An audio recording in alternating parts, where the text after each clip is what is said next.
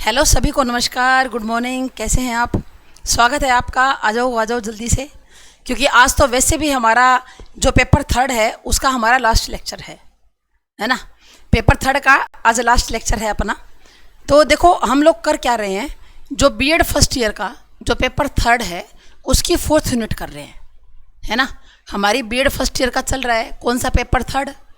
और paper third जो है ना इसकी फोर्थ यूनिट आज इसका लास्ट क्वेश्चन करेंगे। ये आपका कंप्लीट हो गया, ये आपका पेपर है ना, यूँ मान लो ये आपका कंप्लीट हो गया। आज हम इसका लास्ट क्वेश्चन आज इसका हम लोग कर लेते हैं, ठीक है ना। आज क्या कर लेते हैं, इसका लास्ट क्वेश्चन हम लोग कर लेते हैं। तो देखो हमारा जो लास्ट प्रश्न है आज इसके अंदर वो क्या है, सीसीई। टॉपिक क्या है, सीसीई। आपने शायद ये टॉपिक सुना भी होगा, सीसीई वाला। तो सीसीई का मतलब क्या है? सीसीई का मतलब कॉम्प्रिहेंसिव। इसका मतलब क्या है, कॉम्प्रिहेंसिव एंड कंटिन्यूस इवैल्यूएशन। ठीक, इसको हिंदी में क्या कहते हैं, सतत एवं व्यापक मूल्यांकन। इसको हिंदी में क्या कहते हैं, सतत एवं व्यापक मूल्यांकन। यानी कि मूल्यांकन कैसा होना चाहिए, एक तो लगातार होना चाहिए। क्या होना चाहिए, एक तो लगातार होना चाहिए और दूसरा क्या होना चाहिए, व्यापक। व्यापक माना विस्तृत, यानी कि व्यक्तित्व के सभी पक्षों का मूल्यांकन होना चाहिए। व्यक्तित्व के जितने भी पक्ष हैं उन सभी का मूल्यांकन होना चाहिए। एक तो लगातार होना चाहिए और एक क्या होना चाहिए, विस्तृत होना चाहिए। तो ये क्या क्यों कहा कि लगातार होना चाहिए? क्या पेपर पहले लगातार नहीं होता था?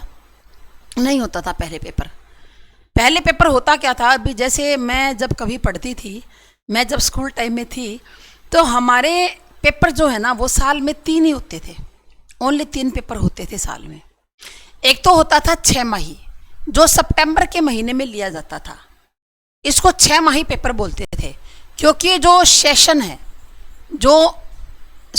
है वो स्टार्ट कब से होता था, ये स्टार्ट होता था अप्रैल से। सेशन जो है वो स्टार्ट कब से होता था, अप्रैल से। उसके बाद 6 महीने के अंतर में, अप्रैल, मई, जून, जुलाई, अगस्त और सितंबर, 6 महीने हो गए ना, अप्रैल, मई, जून, जुलाई, अगस्त और सितंबर। तो 6 महीने के बाद सितंबर के महीने में 6 माही पेपर लिया जाता था। उसके बाद 9 माही, दिसंबर तक कितने होते थे, 9 महीने हो जाते थे। फिर 9 महीने के अंदर एक पेपर और ले लिया जाता था, ठीक है ना। जैसे इसके अंदर सिलेबस कितना आता था, मान लो इसके अंदर सिलेबस आ गया आपका 40%, इसके अंदर कितना आ गया 70%, ठीक है। और 12 माही मार्च में फिर पेपर होता था, 100% सिलेबस आता था। सिलेबस कितना आता था, 100% आया करता था। तो जो पेपर है ना, पेपर इसका बच्चे के मन में एक बहुत भयंकर डर हुआ करता था, एक बहुत बड़ा हवा हुआ करता था पेपर का लोगों के मन में। माता पिता के मन में भी एक बहुत बड़ा डर था, एक हवा था, और बच्चों के मन में तो था ही। यानी कि जब पेपर शुरू होते थे ना, मुझे याद है अच्छी तरह आज भी, तो घर में यूँ हो जाता था, पेपर है इस बच्चे के, इसको खाना बढ़िया दो। पहले दिन में एक टाइम दूध देते थे, अब दोनों टाइम दूध दे दो इसको, क्योंकि इसके पेपर चल रहे हैं। इसको दोनों टाइम दूध दे दो, क्योंकि क्या चल रहे हैं, पेपर चल रहे हैं। बोले इसको फ्रूट ला के दो, अरे पेपर है खाएगा। इसको परेशान मत करो, इसको कोई काम मत कहो, क्योंकि पेपर है ना। बच्चे को डांटो मत, क्योंकि पेपर है, दिमाग फिर लिख के क्या आएगा। रात को जल्दी सो जा, क्योंकि सुबह तेरा पेपर है। ये मत कर, क्योंकि तेरा पेपर है। खेलना, क्योंकि तेरा पेपर है। मतलब एक घर के अंदर माहौल ऐसा क्या हो जाता था, पेपर। बोले पेपर है, सभी के मन में एक डर, एक हवा। लेकिन ये जो डर है, ये डर, इसके कारण बच्चा कभी भी अच्छे नंबर नहीं ले पाता था। ये एक ऐसा डर था जिसके कारण बच्चे के अच्छे नंबर नहीं आया करते थे। तो इस डर को समाप्त करने के लिए, इस डर को खत्म करने के लिए जो CCE का पैटर्न चलाया गया। अब बच्चे के हर रोज ही पेपर होते हैं।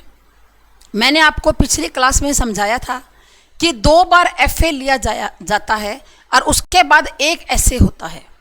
2 बार क्या लिया जाएगा? FA, और उसके बाद एक क्या होगा? ऐसे होगा। FA1, FA2, उन दोनों में जो आएगा सिलेबस वो SA1 में ले लिया जाएगा। उसके बाद FA3, FA4, और उन दोनों में जो सिलेबस आएगा वो SA2 में ले लिया जाएगा।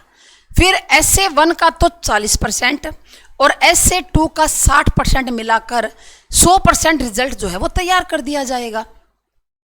अब बच्चे के हर रोज ही पेपर होते हैं। साल में 6 पेपर तो यही हो गए, 4 तो FA हो गए और 2 SA। 6 बार तो यही हो गए हर 2-2 महीने के अंतर में। फिर उसके बाद बच्चे का हर महीने मंथली टेस्ट भी होता है, स्कूलों के अंदर लिया जाता है ना। हर महीने जो मंथली टेस्ट है वो बच्चों का लिया जाता है स्कूलों के अंदर।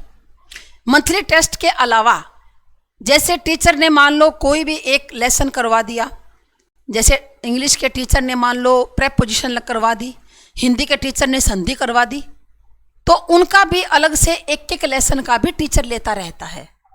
तो कहने का मतलब क्या है, अब तो हर रोज ही पेपर होते हैं। पेपर का जो हवा है ना वो समाप्त हो चुका है। अब बच्चे को कोई पेपर वाले दिन स्पेशल फील नहीं करवाया जाता, ना ही बच्चा फील करता है, क्योंकि उसके हर रोज ही पेपर होते हैं। आज भी पेपर, कल भी पेपर, परसों ही पेपर, अगले हफ्ते पेपर। एक वो होता है ना क्लिप बोर्ड, फट्टा होता है, इतना होता है ना, गत्ते का, लकड़ी का भी बनवाते हैं कई लोग, वो पेपर देने के लिए होता है। उसको हर रोज ही बच्चे स्कूल के अंदर लेकर जाते हैं। फट्टे को हर रोज ही लेकर जाएंगे, क्योंकि हर रोज ही पेपर होता है उनका, तो हर रोज लेकर जाएंगे। तो बच्चे के मन में ये जो डर है ना, ये पेपर वाला, ये क्या हो चुका है? ये समाप्त हो चुका है। अब बच्चे के मन के अंदर पेपर का डर नहीं रहा। क्यों नहीं रहा? क्योंकि हमारे देश के अंदर CCE का पैटर्न अपना लिया गया है। हमारे देश में जो पैटर्न है वो कौन सा अपनाया गया है? CCE का। ये है क्या? अब देखते हैं CCE के बारे में, ये है क्या आखिर। तो देखो, सतत और व्यापक मूल्यांकन, सतत और व्यापक मूल्यांकन, ये जो CCE है इसका मतलब क्या है कि विद्यार्थियों के विद्यालय आधारित मूल्यांकन की उस प्रणाली से है जिसमें विद्यार्थियों के विकास के सभी पहलुओं की ओर ध्यान दिया जाता है। जितने भी उसका विकास करना है ना बच्चे का, उन सभी पहलुओं की तरफ ध्यान दिया जाता है। यह एक विकासात्मक प्रक्रिया है, विकास करने की प्रक्रिया है, एक ऐसी प्रोसेस है जो विकास करने के लिए बनाई गई है, जो दोहरे उद्देश्यों पर बल देती है। डबल दोहरे उद्देश्यों पर बल देती है। कौन कौन से दोहरे? एक तो व्यापक आधार वाली शिक्षण प्रणाली का मूल्यांकन है, यानी कि व्यापक विस्तृत रूप से बच्चे का मूल्यांकन किया जाता है। बच्चे का मूल्यांकन कैसे किया जाएगा? विस्तृत रूप से। और दूसरा, यह आचरणात्मक परिणामों का मूल्यांकन और निर्धारण है, यानी कि स्कूल के अंदर बच्चे का आचरण कैसा है। स्कूल में बच्चे का आचरण, आचरण का मतलब होता है व्यवहार, यानी कि बच्चे का बिहेवियर कैसा है। इन सब का मूल्यांकन ये कर देती है। इसमें जो सतत शब्द है, सतत, सतत का मतलब क्या होता है? लगातार, यानी कि कंटिन्यूसली। ये इस बात पर बल देता है कि बच्चों की जो वृद्धि और जो विकास है उसके जो पहलू हमें पता है, उनका जो मूल्यांकन है एक घटना होने के बजाय एक सतत प्रक्रिया है। ये कहता है कि जो सतत शब्द है वो क्यों, कौन से उद्देश्य पर बल देता है कि बच्चों को आगे बढ़ाने के लिए, बच्चों की वृद्धि के लिए और जो बच्चों का विकास है उसके लिए जितने भी पहलू हमें जानते हैं उनके अंदर मूल्यांकन एक सतत प्रक्रिया है, क्योंकि ये पूरे शैक्षिक स्तर में, यानी कि पूरा साल, ये क्या है, पूरा जो साल है ये जारी रहती है। ये क्या रहती है? पूरा साल जारी रहती है। इसका अर्थ क्या है कि निर्धारण की नियमितता, यूनिट परीक्षण की आवृत्ति, ठीक है ना। बस ये तो आसान ही बात है कि कैसे बच्चे की ज्ञान को निर्धारण किया जाएगा, कैसे उसके यूनिट वाइज परीक्षा ली जाएगी, उसके अंदर जो कमियां हैं शिक्षा प्राप्त करने में, उसका निदान कैसे किया जाएगा, सुधार कैसे किया जाएगा, दोबारा परीक्षा कैसे ली जाएगी, और अध्यापक और विद्यार्थियों के स्वमूल्यांकन सेल्फ इवैल्यूएशन के लिए उन्हें घटनाओं के प्रमाण का फीडबैक देना होगा। यह पूरी प्रक्रिया मूल्यांकन का अंग है। यह कहता है कि मूल्यांकन में केवल पेपर लेना ही मूल्यांकन का अंग नहीं है, कि कहीं आप ये सोचो कि बच्चे का पेपर ले लिया और बात खत्म। केवल पेपर लेना ही इसकी मूल्यांकन का अंग नहीं है। इसके अलावा भी क्या कि बच्चों से कौन कौन सा क्या क्या चीज़ पूछी जाएगी, फिर यूनिट परीक्षण क्या है, कैसे यूनिट परीक्षा ली जाएगी, शिक्षा प्राप्ति के अंदर क्या क्या कमियां हैं, फिर उनका सुधार कैसे हो सकता है, दोबारा उनकी परीक्षा कैसे ली जाती है, और अध्यापक और विद्यार्थियों के स्वमूल्यांकन के लिए उनका फीडबैक देना, ये पूरी मूल्यांकन प्रक्रिया का क्या है, ये अंग है। ये तो हमने सतत का मतलब जान लिया कि व्यापक है। उसके बाद देखो भाई, ये सतत का मतलब लगातार, व्यापक का क्या मतलब होता है? एक तो सतत था, एक था व्यापक। व्यापक का क्या अर्थ होता है कि ये योजना, ये जो योजना है, ये विद्यार्थियों की वृद्धि के लिए और विकास के लिए जो शैक्षिक और सह शैक्षिक, यानी कि पढ़ने के साथ साथ जब हम बच्चों को अन्य गतिविधियां भी करवाते हैं, उनके बारे में समाहित करने का प्रयास करती है। मतलब दोनों ही क्षेत्रों में सीखने का जो परिणाम है वो बच्चों के लिए बिल्कुल ठीक आए, ये निर्धारित करना मुश्किल है कि बच्चा शिक्षा के अंदर क्या क्या ग्रहण कर रहा है और सह शैक्षिक क्या क्या ग्रहण कर रहा है। इन दोनों का परिणाम सही आए, इसकी सूची को बिल्कुल ठीक निर्धारित करना मुश्किल है, क्योंकि जो योग्यताएं हैं, जो अभिवृत्तियां हैं और जो अभिरुचियां हैं, वे अपने आप को लिखित शब्दों से भिन्न रूपों में प्रकट करती है। जो योग्यताएं हैं, अभिवृत्तियां हैं और जो रुचियां हैं, वे अपने आप को लिखित शब्दों से अलग रूप में प्रकट कर देती हैं।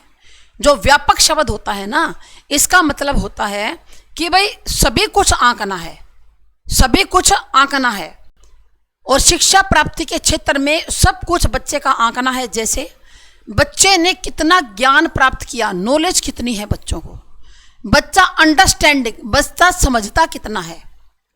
व्यापक का मतलब क्या है? 5 मतलब इन्होंने बतलाए कि एक तो क्या कि बच्चे को ज्ञान कितना है, बच्चे ने कितना ज्ञान ग्रहण किया है।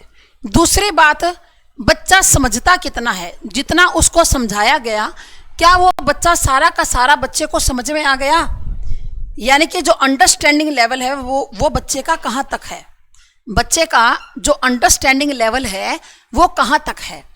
तीसरी बात, अनुप्रयोग, अनुप्रयोग माना एप्लीकेशन। जो बच्चे को ज्ञान दिया जा रहा है, बच्चा उसका अपने जीवन में कैसे, जीवन में क्या प्रयोग कर रहा है, जीवन में क्या प्रयोग कर रहा है, किसका, उस ज्ञान का, उस ज्ञान को अप्लाई कैसे कर रहा है अपने जीवन में, जीवन में ज्ञान का क्या प्रयोग कर रहा है वो।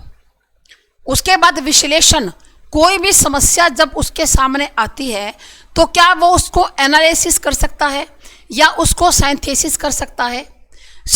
विश्लेषण क्या होता है कि कोई भी समस्या अगर बच्चे के सामने रख दी जाएगी तो बच्चा उसको अलग अलग पहलुओं से सोचना शुरू कर देगा। कोई भी समस्या हो, अगर बच्चे के सामने रख दी जाएगी, बच्चा अलग अलग पहलुओं से उसको सोचेगा। संश्लेषण क्या होता है कि सभी बातों को बच्चा इकट्ठा करके निष्कर्ष निकाल देगा कि इसका अर्थ ये होता है। तो बच्चे के अंदर विश्लेषण करने की भी प्रवृत्ति होनी चाहिए, बच्चे को एनालिसिस करना भी आना चाहिए और बच्चे को संश्लेषण, सिंथेसिस करना भी बच्चे को आना चाहिए। दोनों काम आने चाहिए, एनालिसिस भी आए और सिंथेसिस भी आए। तो ये कहता है कि जो व्यापक, सतत का मतलब तो समझ लिया लगातार, व्यापक के ये 5 मतलब निकाले हैं कि बच्चे को ज्ञान कितना है, बच्चा समझता कितना है, अनुप्रयोग, उसके बाद उस ज्ञान को अप्लाई कैसा करता है, फिर एनालिसिस कितना करता है और सिंथेसिस कितना करता है। बच्चा विश्लेषण को कितना समझता है, क्या वो किसी भी समस्या को विश्लेषण करके समस्या के हल तक पहुंच जाता है या फिर ज्ञान का संश्लेषण कर सकता है। ठीक है ना। फिर देखो, इस प्रकार जो यह योजना है, ये जो योजना है हमारे सामने, एक पाठ्यचर्या संबंधी पहलू है जिसमें परीक्षण के स्थान पर संपूर्ण शिक्षा प्राप्ति पर जोर दिए जाने का प्रयास किया जाता है। यह योजना क्या है? एक पाठ्यचर्या संबंधी पहलू है जिसमें परीक्षण के स्थान पर जितनी भी शिक्षा है ना, उसकी प्राप्ति पर जोर दिया जाता है। इसका जो लक्ष्य है वो अच्छा स्वास्थ्य, अच्छा कौशल और गुणवत्ता प्राप्त करना है। इसका जो लक्ष्य क्या है? अच्छा स्वास्थ्य, अच्छा कौशल और अच्छी गुणवत्ता वाली शैक्षिक यानी कि शिक्षा को प्राप्त करना है और अच्छे नागरिकों का क्या करना है? निर्माण करना है। और अच्छे नागरिकों का क्या करना? निर्माण करना है। तो ये कहता है कि आशा की जाती है कि विद्यार्थियों को जीवन की चुनौतियों का सामना विश्वास और सफलता पूर्वक आगे बढ़ाने के लिए तैयार करेगी। ये क्या कहता है कि आशा क्या है कि जो विद्यार्थियों को जो जीवन की चुनौतियां हैं ना, उनका जो सामना जो है वो विश्वास और सफलता पूर्वक आगे बढ़ाने के लिए क्या करेगी? तैयार कर देगी। समझ में आ गया ना सतत और व्यापक मूल्यांकन क्या है? पहले हमें टॉपिक क्लियर करना चाहिए, उसके बाद आगे बढ़ना चाहिए। अगर आपके दिमाग में यही क्लियर नहीं है कि सतत मूल्यांकन क्या होता है, व्यापक क्या होता है, तो आप कभी भी नहीं समझ पाओगे। सतत का मतलब होता है लगातार। लगातार बच्चे से यूनिट टेस्ट लिया जाए, उनकी कमियों को देखा जाए, उनका उपचार किया जाए, लगातार परीक्षाएं होनी चाहिए, ठीक है ना। ये सारा क्या है? सतत है। और व्यापक का क्या मतलब होता है? अभी 5 बातें हमने देखी थी कि बच्चे को नॉलेज कितनी है, अंडरस्टैंड कितना करता है, अप्लाई कितना करता है, संश्लेषण कर रहा है क्या, विश्लेषण कर रहा है क्या। तो ये 5 क्या है? ये व्यापक है। पहले हमें टॉपिक को समझना चाहिए, टॉपिक समझ में आना चाहिए, बाकी बातें बाद की है। सतत और व्यापक मूल्यांकन का आधार क्या है? एक तो आधार क्या बताया इन्होंने? बहुप्रतिभा। डॉक्टर हार्वर्ड गार्डनर एक मनोवैज्ञानिक थे, इन्होंने बहुप्रतिभा का सिद्धांत दिया। मतलब इन्होंने कहा था, इन्होंने 8 प्रकार की प्रतिभाएं बताई थी डॉक्टर हार्वर्ड गार्डनर ने। इन्होंने कहा था कि बालक के किसी भी व्यक्ति के अंदर, कोई भी व्यक्ति हो, उसके अंदर 1, 2 या 3 प्रकार की प्रतिभा नहीं होती, उसमें 8 प्रकार की प्रतिभाएं होती है। ये डॉक्टर हार्वर्ड गार्डनर ने बताया था कि इनका जो बहुप्रतिभा का जो सिद्धांत है वो बड़ा फेमस है और एग्जाम में बहुत बार आता है। डॉक्टर हार्वर्ड गार्डनर का बहुप्रतिभा का जो सिद्धांत है वो कई बार एग्जाम के अंदर आता है। ये कहते हैं कि एक व्यक्ति के अंदर जो बुद्धि होती है ना, वो एक प्रकार की नहीं होती, उसके अंदर 8 प्रकार की बुद्धियां पाई जाती हैं। कितने प्रकार की बताई थी? 8 प्रकार की। वैसे इसमें तो 7 प्रकार की बता रखी है, 1 प्रकार की उन्होंने और बाद में बता दी थी। 8 प्रकार की बुद्धियां जो इन्होंने बताई थी, वैसे आपके सिलेबस में 7 प्रकार की बता रखी है, चलो कोई नहीं, वैसे उनका 8 प्रकार था। उनके अनुसार जो व्यक्ति में 7 प्रकार की प्रतिभाएं होती हैं, ज़्यादातर 2 या 3 प्रतिभाएं प्रमुख होती हैं और कुछ लोग ऐसे हैं जिनमें 7 प्रतिभाएं होती हैं। 7 प्रतिभाओं का जो प्रयोग करते हैं, ये क्या कहता है? आधार क्या है? बहुप्रतिभा है। तो पहला क्या है? दृश्य संबंधी स्थानिक प्रतिभा, विजुअल और सेप्टियल एबिलिटी होती है। विजुअल या सेप्टियल एबिलिटी पाई जाती है, ठीक है ना। विजुअल या सेप्टियल एबिलिटी ये कहता है कि व्यक्ति के अंदर कोई भी दृश्य को देखकर उसके संबंधित ज्ञान प्राप्त करने की व्यक्ति के अंदर क्षमता होती है। कोई भी दृश्य देख लेगा, कोई भी वो स्थान देख लेगा, उसके प्रति ज्ञान प्राप्त व्यक्ति कर सकता है। देखकर ज्ञान प्राप्त करने की क्षमता होती है, एबिलिटी होती है। यानी कि आप किसी नए काम को देख लोगे और वैसा ही काम आप खुद भी कर दोगे, ये व्यक्ति के अंदर एबिलिटी होती है। इसको हम लोग क्या बोलते हैं? विजुअल बोलते हैं, कि देखकर वैसा ही काम कर देना। उसके बाद आती है शाब्दिक बहुभाषा, लिंग्विस्टिक एबिलिटी, यानी कि शब्दों के माध्यम से व्यक्ति ज्ञान प्राप्त करता है। किसके माध्यम से? शब्दों के माध्यम से। फिर कई व्यक्तियों को बहुभाषाएं आती हैं, मतलब 1 से ज़्यादा भाषा का ज्ञान होता है। कई व्यक्तियों को 1 से ज़्यादा भाषा का ज्ञान होता है। 1 से ज़्यादा भाषा का क्या होता है? ज्ञान होता है। तो उनके अंदर कौन सी एबिलिटी होती है? लिंग्विस्टिक एबिलिटी होती है। यानी कि शब्दों को वो पहचानते हैं, शाब्दिक योग्यता होती है। एक तो होती है विजुअल और एक क्या बताई? शाब्दिक योग्यता बताई। विजुअल का मतलब आप समझते हो कि देखकर ज्ञान प्राप्त करना, जैसा आप देखोगे वैसा ही ज्ञान आपको मिल जाएगा। और शाब्दिक या बहुभाषा क्या होती है? 1 से ज़्यादा जो भाषाओं का ज्ञान है वो बालक को हो जाता है। उसके बाद देखो अगली है इसके अंदर तार्किक या गणित की प्रतिभा। व्यक्ति के अंदर तार्किक एबिलिटी यानी कि लॉजिकल और मैथमेटिकल एबिलिटी होती है, यानी कि गणित के बारे में जानना। और कोई भी अगर व्यक्ति को बात कही जाए कि तो तर्क के द्वारा उस बात का उत्तर देना, यानी कि वाद विवाद करना, तर्क वितर्क करना, ये भी व्यक्ति के अंदर एक बुद्धि होती है। मैथ को समझने की बुद्धि और तर्क और वितर्क, जिसको आपकी लॉजिकल पावर बोलते हो, जिसको आप क्या बोलते हो, लॉजिकल पावर बोलते हो। उसके बाद है दैहिक या इंद्रियगत प्रतिभा, यानी कि काइनेस्थेटिक और फिजिकल, ठीक है ना। यानी कि बालक के अंदर दैहिक शरीर की प्रतिभा होती है, शारीरिक प्रतिभा होती है। जैसे तैराक होते हैं, जैसे क्या होते हैं, तैराक होते हैं, या फिर खिलाड़ी होते हैं ना, तैराक होते हैं, खिलाड़ी होते हैं। इनके अंदर दैहिक एबिलिटी होती है। खिलाड़ियों के अंदर, जो तैराक होते हैं उनके अंदर, यानी कि अपने शरीर के द्वारा ज़्यादा से ज़्यादा ज्ञान प्राप्त कर सकते हैं। या जिनके अंदर नृत्य करने की एबिलिटी होती है, बहुत से हैं जो कोरियोग्राफर होते हैं। तो ये जो लोग हैं इनके अंदर दैहिक एबिलिटी होती है, ठीक है ना, दैहिक एबिलिटी होती है। फिर संगीतज्ञ, संगीत का मतलब क्या होता है, म्यूजिकल।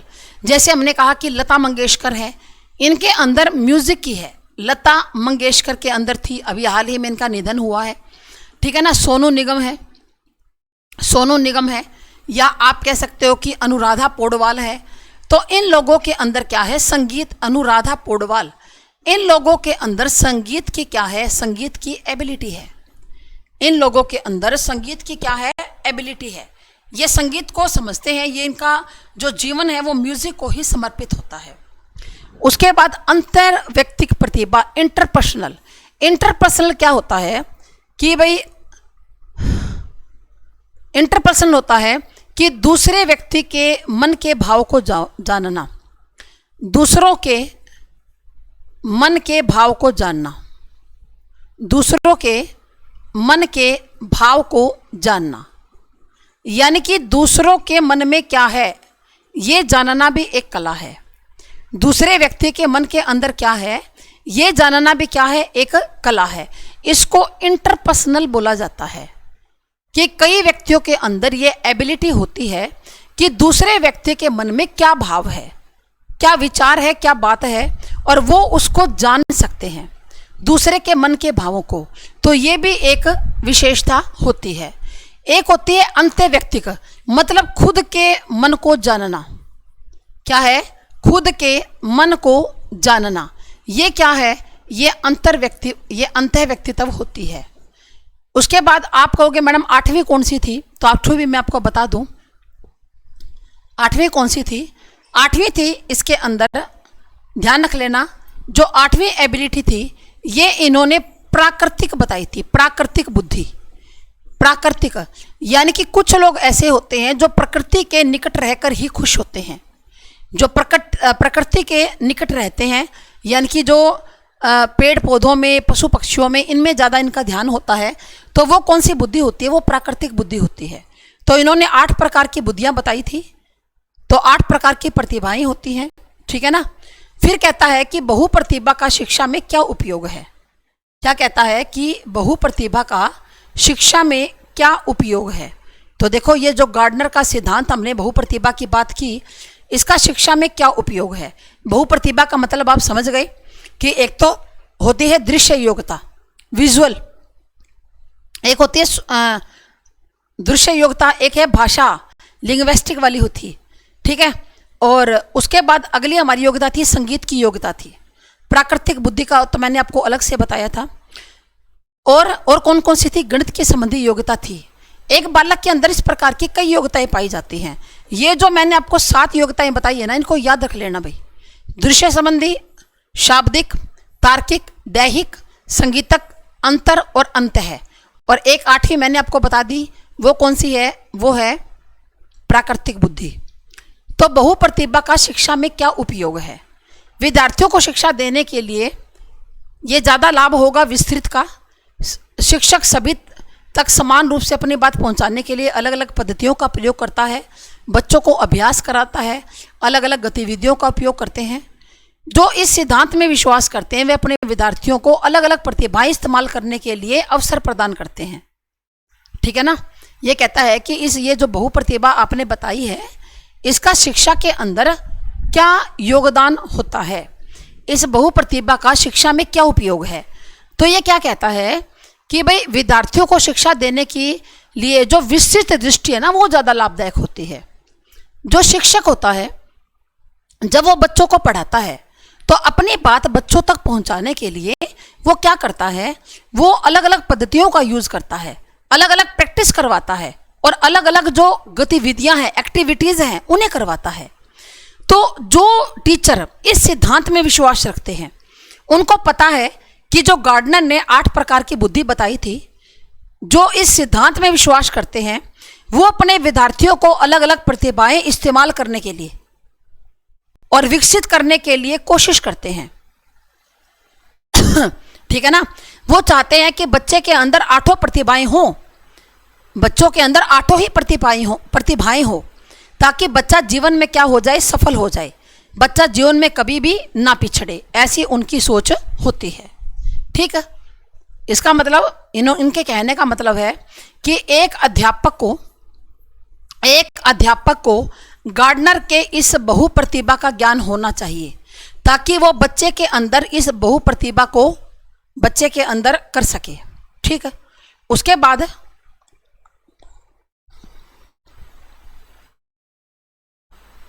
ये तो हो चुका बड़ा। उसके बाद देखिए स्कूल में बहु प्रतिभा सिद्धांत अपनाने के लाभ। स्कूल में क्या लाभ होते हैं बहु प्रतिभा सिद्धांत को अपनाने के? स्कूलों में पूछ रहा है कि क्या क्या लाभ है, क्यों अपनाई जाए ये बहु प्रतिभा स्कूलों के अंदर। तो देखो इसमें एक तो टीचर जो होता है, जो स्टूडेंट होता है, उसकी आवश्यकता है, रुचि है या प्रतिभा है, उसके आधार पर सीखने का अवसर मिल जाता है। स्कूल के अंदर बहु प्रतिभा का प्रयोग क्यों किया जाए? क्योंकि शिक्षक को, विद्यार्थी को जो उनकी आवश्यकताएं हैं, जो रुचियां हैं या जो प्रतिभाएं हैं, उनके अनुसार सीखने का क्या मिल जाता है, मौका मिल जाता है, सीखने का अवसर मिल जाता है। उसके बाद विद्यार्थी अधिक क्रियाशील हो जाता है, एक्टिव हो जाता है। विद्यार्थी ज़्यादा क्या हो जाता है, एक्टिव हो जाता है और समर्पित शिक्षार्थी बन जाते हैं, क्योंकि उनको पता है कि उनका जो टीचर है उनके अंदर सभी प्रकार के जो गुण हैं वो डालना चाहता है। फिर जो माता पिता है और जो समुदाय है उनकी रुचि भी स्कूल में बढ़ जाती है, क्योंकि माता पिता कहते हैं स्कूल बहुत बढ़िया है, ज़बरदस्त है, यहाँ के टीचर बहुत अच्छे हैं। वहाँ का जो समाज है वो भी यही बात कहता है कि फलाना स्कूल बड़ा अच्छा है। क्यों अच्छा है? क्योंकि उनके बच्चों के अंदर सभी प्रकार का विकास हो रहा है। यह क्यों होगा? क्योंकि विद्यार्थी जो है, वही बात जो मैंने बता दी, अलग अलग मंच पर और श्रोताओं के सामने अपने काम का प्रदर्शन कर रहे हैं। ठीक है। फिर विद्यार्थी अपनी क्षमताओं का प्रदर्शन कर सकेंगे और सबके साथ भी बांट सकेंगे। जो विद्यार्थी के अंदर क्षमता है उसका प्रदर्शन कर सकेंगे और सबके साथ बांट सकेंगे। जब शिक्षक समझने के लिए पढ़ाते हैं तो विद्यार्थी सकारात्मक शिक्षा अनुभव करते हैं। मतलब एक तो शिक्षक इसलिए पढ़ाएगा क्योंकि उसको जो सिलेबस है ना वो खत्म करना है। कई बार टीचर के मन में क्या होता है कि बस सिलेबस खत्म करना है, कंप्लीट करना है, लेकिन कोई टीचर ऐसा भी होता है जो बच्चे को किस लिए पढ़ाता है, समझने के लिए पढ़ाते हैं। वो ये सोचता है कि जो वो पढ़ा रहा है ना उसको जो बच्चा है वो अच्छी तरह समझ ले, तो विद्यार्थी भी क्या करेगा, उस टीचर के प्रति पॉजिटिव हो जाएगा, सकारात्मक हो जाएगा और जीवन में जो भी समस्याएं आएंगी उनकी हल करने की क्षमता को विकसित कर लेगा। तो गार्डनर क्या कहता है कि जब विद्यार्थी बहु प्रतिभाओं में संतुलन समझने लग जाते हैं, यानी कि जब बच्चे को यह पता चल जाता है कि भाई गणित का ज्ञान भी जरूरी है, दैहिक का भी, खेलकूद भी जरूरी है, उसके बाद देखकर ज्ञान प्राप्त करना भी जरूरी है, सुनकर ज्ञान प्राप्त करना भी जरूरी है, दूसरे के मन की बात को भी समझना आना चाहिए, अपने मन की बात भी कहनी आनी चाहिए। तो क्या करता है, संतुलन जब समझने लग जाता है तो खुद सीखता है, वो अपना प्रबंध खुद कर लेता है और व्यक्तिगत शक्तियों का सम्मान करता है। ठीक है ना। उसके बाद देखो ये कहता है कि किस बात का किया जाना चाहिए। सतत और व्यापक जो मूल्यांकन है वो किस बात का किया जाना चाहिए। अब हमारे सामने ये सवाल खड़ा हो गया कि जो सतत और व्यापक मूल्यांकन है वो किस बात का होना चाहिए। तो देखो ये होना चाहिए कि अलग अलग विषयों में, अलग अलग क्षेत्रों के संबंध में कौन सा कौशल सीखा जाएगा और कौन सा प्राप्त किया जाएगा। अलग अलग विषयों के अंदर, अलग अलग क्षेत्रों के संबंध में बच्चे को कौन सा तो कौशल सिखाना है और कौन सा प्राप्त करना है, एक तो इसके अंदर। दूसरा, अलग अलग जो विषय होते हैं जो बच्चा एक स्कूल में पढ़ता है उन सभी के अंदर सफलता को प्राप्त करना है। ये थोड़ी ना कि बच्चा मैथ के अंदर अच्छा हो जाएगा तो साइंस के अंदर बिल्कुल डल है 0/0, ऐसा थोड़ी ना। जितने भी विषय एक बालक को स्कूल में पढ़ाए जाएंगे सभी के अंदर उसको सफल होना है। फिर बच्चे के अंदर जो व्यक्तिगत कुशलता है, जो रुचियां हैं, जो अभिवृत्तियां हैं, जो अभिप्रेरणा है, उनका विकास होना चाहिए। बालक के अंदर जो कुशलताएं हैं, जो रुचियां हैं, जो अभिवृत्तियां हैं, जो अभिप्रेरणा है, उन सब का विकास होना चाहिए। यह कहता है कि एक स्वस्थ और उत्पादक जीवन का अर्थ समझना और वैसा ही जीवन बिताना। कैसा जीवन बिताना, एक स्वस्थ जीवन क्या होता है, एक बढ़िया जीवन क्या होता है, इसके लिए मूल्यांकन करना चाहिए। समय समय पर बच्चे का ज्ञान क्या है, बच्चे का व्यवहार क्या है और प्रगति में होने वाले परिवर्तनों को कैसे मॉनिटर करना है।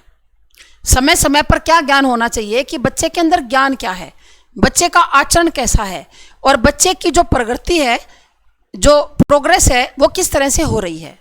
स्कूल के अंदर भी और स्कूल के बाहर भी दोनों स्थानों पर अलग अलग अवसर के अनुसार हमें सीखना चाहिए। जो कुछ बच्चा सीखता है उसका उपयोग भी करना चाहिए, ठीक है ना। जो कुछ बच्चा सीखता है उसका उपयोग भी करना चाहिए। कैसे? बच्चा स्वतंत्र रूप से मिलकर और एक दूसरे से एडजस्ट करके काम करे। बच्चा स्वतंत्र रूप से भी काम करे, मिलकर भी करे और एडजस्ट भी करना चाहिए। विश्लेषण भी करना आना चाहिए, मूल्यांकन भी आना चाहिए। सामाजिक और पर्यावरणीय मुद्दों से परिचित होना चाहिए बच्चा, ठीक है ना। तो जो कुछ सीखा है उसे याद करना, वे याद रखना भी जरूरी है, ठीक है ना। अच्छा, ये रह गया सामाजिक और वातावरण परियोजनाओं में उद्देश्यों के लिए भाग लेना, क्योंकि हमारे जीवन के उद्देश्य और भी होते हैं। हम जब बच्चा समाज के सभी कामों में भाग लेगा, जैसा वातावरण के अंदर परियोजनाएं आई हैं उनके अंदर भाग लेगा, तो उसको अनेक भी अन्य उद्देश्यों की प्राप्ति होगी, ठीक है ना। तो ये सब बच्चे को आना चाहिए। आप इसमें कम से कम 10 पॉइंट जरूर याद करें, क्योंकि बिल्कुल आसान है, कुछ भी नहीं है इनके अंदर। फिर देखो, अब बात करते हैं कि यही सतत और व्यापक मूल्यांकन के उद्देश्य हैं, जिसमें जो विद्यार्थी हैं वो बहुमुखी प्रतिभाशाली बन जाते हैं, यानी कि बच्चों का जो डेवलपमेंट है वो हो जाता है। फिर कहता है कि इसकी विशेषताएं क्या क्या हैं। तो एक तो सतत और लगातार मूल्यांकन का ध्यान रखा जाता है। नियमितता का क्या अर्थ है कि शिक्षा के प्रारंभ में विद्यार्थियों का मूल्यांकन होना चाहिए, प्रक्रिया के दौरान भी होना चाहिए और बाद में भी होना चाहिए। समझ में आई ये बात है? आप बच्चे को पढ़ाने से पहले बच्चे का मूल्यांकन करो, क्योंकि बच्चे को क्या आता है क्या नहीं, पढ़ाने के दौरान भी करो और पढ़ाने के बाद भी करो। तो तीनों रूपों से मूल्यांकन होना चाहिए। जब भी आप कोई कार्य करते हो, कोई परफॉर्मेंस करता है बच्चा, तो उसका समय होना चाहिए। भाई आपने बच्चे को ये कहना है कि तुमने ये काम करना है, किसके अंदर, 20 मिनट के अंदर, है ना। 20 मिनट में ये काम करना है। ऐसे नहीं कि आपने बच्चे को छोड़ दिया चाहे 2 घंटे में करे। ये कहता है कि कोई भी काम अगर बच्चे को दिया जाए तो आप क्या करो, बच्चे के लिए समय का निर्धारित करो। अगर यूनिट या अवधि समाप्त हो गई होने पर बार बार किया जाता है, ठीक है ना, तो आपको पता चल जाएगा। ये कहता है कि व्यक्तित्व का सर्वांगीण विकास में सहायक है। व्यक्तित्व के सर्वांगीण विकास के अंदर क्या है, ये सहायक है। उसके बाद पाठ्यक्रम के क्षेत्र और विषय से संबंधित क्षेत्र भी शामिल है, जैसे जो को करिकुलम एक्टिविटीज होती हैं वो भी सारी इसके अंदर आ जाएंगी। जितने भी आप बच्चे को पाठ्य से आगामी क्रियाएं करवाओगे, आप कहोगे मैडम क्या, जैसे खेल कूद, कोई सांस्कृतिक कार्यक्रम, बच्चे को भ्रमण पर ले जाना, चार्ट बनाना, चित्र बनाना, मॉडल बनाना, ये सारे के सारे को करिकुलम एक्टिविटीज होती हैं, तो ये भी बालक को करनी चाहिए। उसके बाद अगर बच्चा किसी यूनिट में कोई खराब प्रदर्शन करे, मान लो आपने बच्चे का पेपर ले लिया और बच्चे का प्रदर्शन खराब है, तो कोई बात नहीं, उस खराबी को दूर करने का प्रयत्न करना चाहिए। मतलब बच्चे की कमी कहाँ पर आई, उस कमी को आप किस प्रकार दूर कर सकते हो, इसका प्रयत्न करना चाहिए, ठीक है। फिर उसके बाद जितने भी आप बच्चों को सिखाओगे, है ना, जितने भी तकनीकों से सिखाओगे उसका इस्तेमाल करना चाहिए और जांच सूचियों के आधार पर करना चाहिए, ठीक है ना, जांच सूचियों के आधार पर करना चाहिए। उसके बाद ये कहता है कि जो माध्यमिक स्तर पर सतत और व्यापक मूल्यांकन कैसे किया जाता है, ये जरूरी है माध्यमिक स्तर वाला करना, इसलिए मैं आपको लास्ट में करवा रही हूँ, ठीक। ठीक है ना। माध्यमिक स्तर पर बच्चे का सतत और व्यापक मूल्यांकन कैसे किया जाना चाहिए, तो भारतीय शिक्षा आयोग ने, इसको कोठारी शिक्षा आयोग भी कहा जाता है और इसको भारतीय शिक्षा आयोग भी कहा जाता है। तो जो भारतीय शिक्षा आयोग ने 1964-66 में ही यह अनुभव किया था, क्या अनुभव किया था कि जो मूल्यांकन है वो एक निरंतर क्रिया है, एक लगातार चलने वाली क्रिया है और शिक्षा प्रणाली का ये अभिन्न अंग भी है। ठीक है ना। भारतीय शिक्षा आयोग ने 1964-66 में क्या अनुभव किया था कि जो मूल्यांकन है ये लगातार चलने वाला काम है और ये शिक्षा प्रणाली का एक अंग है। फिर उसके बाद इसके सुधार के लिए अनेक सिफारिशें भी की गई थी, परीक्षा प्रणाली में सुधार के लिए अनेक सिफारिशें भी की गई थी। तो ये सुझाव जो दिए गए ना और इनके ऊपर जो चर्चाएं की गई, उसके आधार पर सतत और व्यापक मूल्यांकन योजना की घोषणा शिक्षा मंत्री थे उस समय कपिल सिब्बल, उनके द्वारा की गई थी। 1964-66 की बात हो रही है। समझ में आई क्या बात है। इन्होंने कहा कि जो भारतीय शिक्षा आयोग है 1964-66 में उन्होंने अनुभव कर लिया था कि जो मूल्यांकन है वो निरंतर चलने वाली क्रिया है और उन्होंने परीक्षा प्रणाली में सुधार के लिए अनेक सिफारिशें की थी और उन्होंने बहुत सारी बैठकें की, आपस में परिचर्चा की और उसके आधार पर क्या शिक्षा मंत्री कपिल सिब्बल ने घोषणा की थी उस समय सीसीई की, सतत और व्यापक मूल्यांकन के।